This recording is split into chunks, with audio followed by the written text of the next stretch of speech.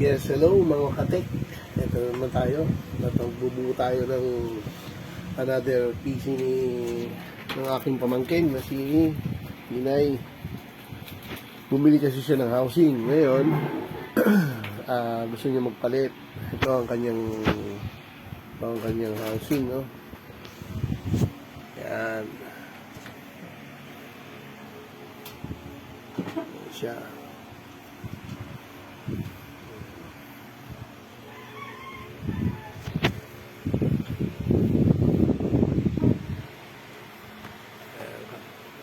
So, bali, magbibuild kami ng pagagandahin namin yung kanyang computer. Although maganda na yung computer niya.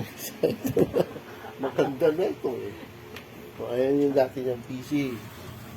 Ayan, yan yung build niya. Pero, mas pagagandahin pa namin. So, to the next video na lang tayo kung paano gagawin, kung paano i-set up. Ayan, okay na. So, nilagyan natin ng tape ito. Ayan, para ang purpose kasi nito is to prevent yung yung ground. Kasi minsan medyo nagkakaroon ng static. Pag nakapaka, pahawakan mo, dahil yan dito. So, ayan, dito kasi kakabit ang motherboard.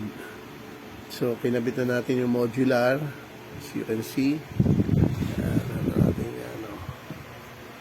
Okay, next video naman tayo, ilalagay natin yung board. Ano ba? Pwede yan, sige, sipan na. Okay, set up tayo ng tamang posisyon ng mga fan.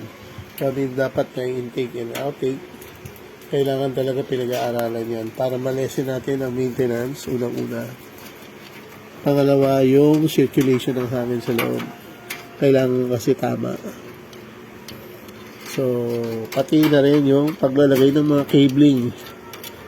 Ayusin din yan.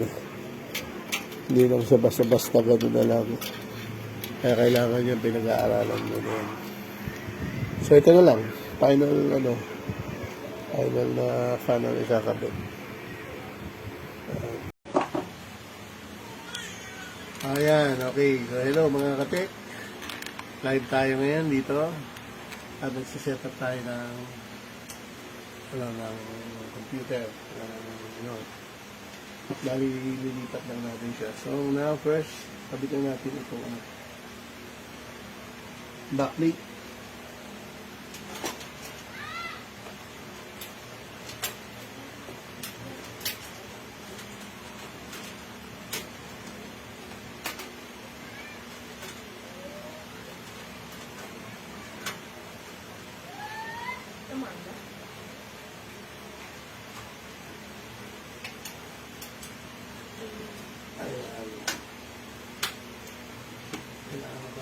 Snap in.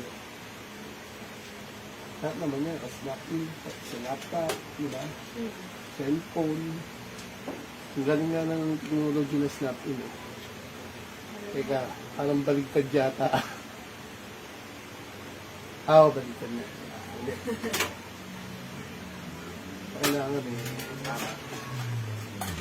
Nakakahiya tuloy, nakabigyo pa tayo ng umpo ko.